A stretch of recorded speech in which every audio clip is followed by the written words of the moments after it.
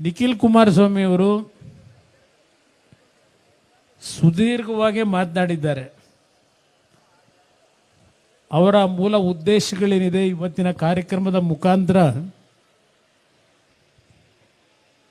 ಮುಂದಿನ 50 ದಿನಗಳು ಆಗಸ್ಟ್ 16ನೇ ತಾರೀಕಿನವರೆಗೆ ಮೊದಲನೇ ಹಂತದಲ್ಲಿ ಸುಮಾರು 75-80 ವಿಧಾನಸಭಾ ಕ್ಷೇತ್ರಗಳಲ್ಲಿ ದಿನಕ್ಕೆ 2 ಕ್ಷೇತ್ರಗಳ ರೀತಿಯಲ್ಲಿ ಬೆಳಗ್ಗೆ ಕಾರ್ಯಕರ್ತರ ಮನೆಗಳಲ್ಲಿ ಉಪಹಾರ ಸೇವನೆ ಮಾಡಿ ಒಂದು ಕಾರ್ಯಕರ್ತರ ಸಭೆ, ನಂತರ ಮಧ್ಯಾಹ್ನ ಮತ್ತೊಬ್ಬ ಕಾರ್ಯಕರ್ತ ಮನೆಯಲ್ಲಿ ಊಟ ಮಾಡಿ ಇನ್ನೊಂದು ವಿಧಾನಸಭಾ ಕ್ಷೇತ್ರದ ಕಾರ್ಯಕ್ರಮ, ಈ ರೀತಿಯ ಒಂದು ಕಾರ್ಯಕ್ರಮದ ಯೋಜನೆಯನ್ನೇನು ಹಾಕೊಂಡಿದ್ದಾರೆ. ಅದರ ಜೊತೆಗೆ ಮಿಸ್ಡ್ ಕಾಲನ್ನು ಕೊಡ್ತಕ್ಕಂಥದ್ರ ಮುಖಾಂತರ ಈಗಿನ ಒಂದು ಟೆಕ್ನಾಲಜಿಯನ್ನು ಉಪಯೋಗ ಮಾಡಿ ಸುಮಾರು 50 ಲಕ್ಷ ಸದಸ್ಯತ್ವ ನೋಂದಣಿಯ ಕಾರ್ಯಕ್ರಮವನ್ನು ಗುರಿ ಇಟ್ಟಿಯನ್ನು ಹೊರಟಿದ್ದಾರೆ. ಒಂದು ಹುಮ್ಮಸ್ಸಿನಲ್ಲಿ ಹೊರಟಿದ್ದಾರೆ. ಆ ಹುಮ್ಮಸ್ಸು ಇವತ್ತು ಕಾರ್ಯರೂಪಕ್ಕೆ ಬರಬೇಕಾದ್ರೆ ಅವರು ಒಬ್ಬರಿಂದ ಸಾಧ್ಯ ಇಲ್ಲ, ಅದು ನಿಮ್ಮಿಂದ ಸಾಧ್ಯ ಇದೆ ಅಂತಕ್ಕಂಥದ್ದನ್ನು ಈ ಸಂದರ್ಭದಲ್ಲಿ ನಾನು ಹೇಳಬೇಕಾಗ್ತದೆ. ಬಹುಶಃ ಮೊದಲನೇ ಬಾರಿಗೆ ನಾನು ರಾಜಕೀಯವಾಗಿ ಸಕ್ರಿಯವಾಗಿ ಪಕ್ಷದ ಸಂಘಟನೆಗೆ ಪಾಲ್ಗೊಳ್ತಕ್ಕಂಥ ಒಂದು ಜವಾಬ್ದಾರಿ ನನಗೇನು ಬಂತು. ಕಳೆದ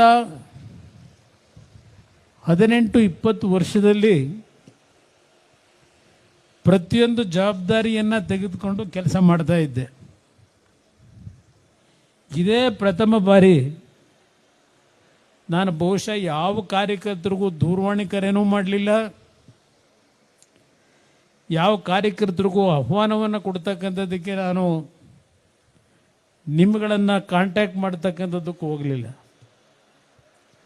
ಸಂಪೂರ್ಣ ಜವಾಬ್ದಾರಿಯನ್ನು, ಈ ಸಭೆಯ ಜವಾಬ್ದಾರಿಯನ್ನು ನಿರ್ವಹಣೆ ಮಾಡ್ತಕ್ಕಂಥದ್ದು ಒಂದು ಕಡೆ ನಮ್ಮ ತಿಪ್ಪೇಸ್ವಾಮಿ ಅವರಿದ್ದಾರೆ. ಪಕ್ಷದ ಕಚೇರಿಯಲ್ಲಿ ಕೂತು ಕೆಲವು ಕಾರ್ಯಕರ್ತರ ಸ್ನೇಹಿತರ ಜೊತೆಗೂಡಿ ಪ್ರತಿಯೊಬ್ಬರಿಗೂ ದೂರವಾಣಿ ಮುಖಾಂತರ ಪಕ್ಷದ ಪದಾಧಿಕಾರಿಗಳು ಪ್ರಮುಖರ ಒಂದು ಸಭೆಗೆ ಬರ್ತಕ್ಕಂಥ ಆಹ್ವಾನವನ್ನು ಅವರು ಒಂದು ಕಡೆ ಕೊಡ್ತಾ ಬಂದರು. ಇನ್ನೊಂದು ಕಡೆ ಪ್ರಥಮ ಬಾರಿ ನಿಖಿಲ್ ಕುಮಾರಸ್ವಾಮಿ ಅವರು ಬಹುಶಃ ಕಳೆದ ಚುನಾವಣೆಯಲ್ಲಿ ನಮ್ಮ ಪಕ್ಷದ ಅಭ್ಯರ್ಥಿಗಳಾಗಿ ಚುನಾವಣೆಯಲ್ಲಿ ಏನು ಸ್ಪರ್ಧೆ ಮಾಡಿದರು, ಅವರು ಎಲ್ಲರ ಒಂದು ಪಟ್ಟಿಯನ್ನು ಮಾಡ್ಕೊಂಡಿದ್ದಾರೆ. ಅದಷ್ಟೇ ಅಲ್ಲ, 2004ನೇ ಇಸವಿಯಿಂದ ನಮ್ಮ ಪಕ್ಷದ ಅಭ್ಯರ್ಥಿಗಳಾಗಿ ಯಾವ್ಯಾವ ಕ್ಷೇತ್ರದಲ್ಲಿ ನಮ್ಮ ಪಕ್ಷಕ್ಕೆ ಕನಿಷ್ಠ 25-30 ಸಾವಿರದಿಂದ 70,000 80,000 ಮತ ಪಡೆದಿದ್ದೀರಿ. ಈ ಎಲ್ಲ ಕ್ಷೇತ್ರಗಳ ಬಗ್ಗೆ ಒಂದು ಸರ್ವೆಯನ್ನು ಸಹ ಮಾಡಿಕೊಂಡು ಮೊದಲನೇ ಹಂತದಲ್ಲಿ 75-80 ಕ್ಷೇತ್ರಗಳ ಪ್ರವಾಸ ಹಮ್ಮಿಕೊಂಡಿರ್ತಕ್ಕಂಥದ್ದು. ಇವತ್ತೇನು ಕಳೆದ ಲೋಕಸಭೆ ಚುನಾವಣೆ ನಂತರ ಸಂಘಟನೆ ಸ್ವಲ್ಪ ನಿರ್ಲಕ್ಷ್ಯ ಇದೆ ಅಂತಕ್ಕಂಥದ್ದು ಒಂದು ದೋಷ ಇದೆ. ಒಂದು ಕಡೆ ನಾನು ದೆಹಲಿಗೆ ಹೋಗಬೇಕಾದಂಥ ಅನಿವಾರ್ಯ ಪರಿಸ್ಥಿತಿ, ನರೇಂದ್ರ ಮೋದಿ ಅವರ ಒಂದು ಆಹ್ವಾನದ ಮೇರೆಗೆ ದೆಹಲಿಯಲ್ಲಿ ಮಂತ್ರಿಯಾಗಿ ಕೆಲಸ ಮಾಡಬೇಕಾದಂಥ ಒಂದು ಅನಿವಾರ್ಯ ಪರಿಸ್ಥಿತಿ ಮತ್ತು ಕೆಲವು ರಾಜಕೀಯದ ಬೆಳವಣಿಗೆಗಳಿಂದ ಸ್ವಲ್ಪ ನಮ್ಮ ಪಕ್ಷದ ಸಂಘಟನೆ ಕುಂಠಿತ ಆಗಿದೆ. ಇಂಥ ಸನ್ನಿವೇಶದಲ್ಲಿ ನಿಖಿಲ್ ಕುಮಾರಸ್ವಾಮಿಯವರು ನನ್ನ ವೈಯಕ್ತಿಕವಾದಂಥ ರಾಜಕೀಯ ಬೆಳವಣಿಗೆಗಿಂತ ಹೆಚ್ಚಾಗಿ ಈ ಪಕ್ಷ ಉಳಿಬೇಕು, ಈ ಪಕ್ಷ ಬೆಳಿಬೇಕು ಅಂತಕ್ಕಂಥದ್ದು ಅವರಲ್ಲಿ ಏನೋ ಒಂದು ಛಲ ಇಟ್ಕೊಂಡು ಹೊರಟಿದ್ದಾರೆ. ನಾನೇನು ಅವರಿಗೆ ಇಲ್ಲ ಇವತ್ತು ಪಕ್ಷದ ಸಂಘಟನೆಗೆ ನೀನು ಮುಂದುವಗಪ್ಪ ಅಂತಕ್ಕಂಥದ್ದನ್ನು ಹೇಳಿಲ್ಲ. ಅವರಲ್ಲೇ ಏನೋ ಒಂದು ಕಾರ್ಯಕರ್ತರ ದುಡಿಮೆ ಇದೆಲ್ಲವನ್ನೇನು ಗಮನಿಸಿದ್ದಾರೆ. ಇಲ್ಲ ನನ್ನ ವೈಯಕ್ತಿಕವಾದಂಥ ಆಸೆ ಆಕಾಂಕ್ಷೆಗಳಿಗಿಂತ ಹೆಚ್ಚಾಗಿ ನನ್ನ ಪಕ್ಷ, ನನ್ನ ಪಕ್ಷದ ಕಾರ್ಯಕರ್ತರು ಮುಖ್ಯ ಅಂತಕ್ಕಂಥ ಹಿನ್ನೆಲೆಯಲ್ಲಿ ಅವರಿಗೇನು ನಿಮ್ಮಗಳ ಹತ್ತಿರಕ್ಕೆ ಸನಿಹಕ್ಕೆ ಬರ್ತಾ ಇದ್ದಾರೆ. ಮೊದಲು ಅವರನ್ನು ನೀವು ನಿಮ್ಮ ಕ್ಷೇತ್ರದ ಸಭೆಗಳಿಗೆ ಕರೆದಾಗ ಸ್ವಲ್ಪ ಅವ್ರು ಬರಲಿಕ್ಕೆ ಹಿಂದೆ ಮುಂದೆ ನೋಡೋರು. ಈಗ ಅವರೇ ನಿಮ್ಮನ್ನು ಹುಡುಕಂಡೀಗ ಸಭೆ ಯಾವಾಗ ಮಾಡ್ತೀಯಣ್ಣ, ನಿಮ್ಮ ಊರಿಗೆ ಬರಬೇಕು ಅಂತಿದ್ದೀನಿ ಅಂತ ಹೇಳಿ ಹೇಳ್ತಕ್ಕಂಥ ಒಂದು ಸಂಕಲ್ಪ ತೊಟ್ಟಿ ಹೊರಟಿದ್ದಾರೆ.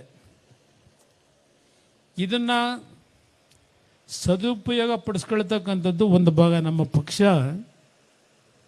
ಇವತ್ತು ಈ ಪಕ್ಷ ಉಳಿದು ಬೆಳೆದಿದ್ದರೆ ಈ ನಾಡಿನ ಜನತೆಗೋಸ್ಕರವಾಗಿ. ದೇವೇಗೌಡರು ಈಗ ವಿಷಯ ಮಾತಾಡ್ತಾ ಇದ್ರು, ಜನತಾದಳ ಅಂದರೆ ಒಂದು ಕುಟುಂಬಕ್ಕೆ ಸೀಮಿತವಾಗಿರ್ತಕ್ಕಂಥ ಪಕ್ಷ ಅಂತ ಹೇಳಿ. ಈಗ ಇಲ್ಲಿ ಯಾರೋ ನಮ್ಮ ಬಿಜಾಪುರದವರು, ವಿಜಯಪುರದವರು ಒಂದು ಲೆಟ್ರ್ ಕೊಟ್ಟರು ನನಗಿಲ್ಲಿ.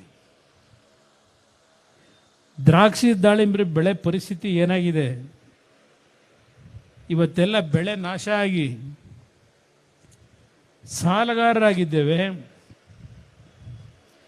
ದಯವಿಟ್ಟು ನೀವು ಬಿಜಾಪುರಕ್ಕೆ ಬರಬೇಕು, ನಮ್ಮ ರೈತರ ಪರಿಸ್ಥಿತಿಗಳು ಏನಾಗಿದೆ ಅಂತಕ್ಕಂಥದ್ದನ್ನು ತಾವು ಖುದ್ದು ಹೊಲಗಳಿಗೆ ಭೇಟಿ ಕೊಟ್ಟು ನಮ್ಮ ಪರಿಸ್ಥಿತಿಯನ್ನು ಅರ್ಥ ಮಾಡ್ಕೊಂಡು ನಮ್ಮನ್ನು ಉಳಿಸಿ ಅಂತ ಹೇಳಿ ಒಂದು ಪತ್ರ ಕೊಟ್ರಿಲ್ಲಿ. ಯಾವ ಕಾರಣಕ್ಕೆ ಇಲ್ಲಿ ಬಂದು ನನ್ನ ಹತ್ರ ಪತ್ರ ಕೊಟ್ಟರು?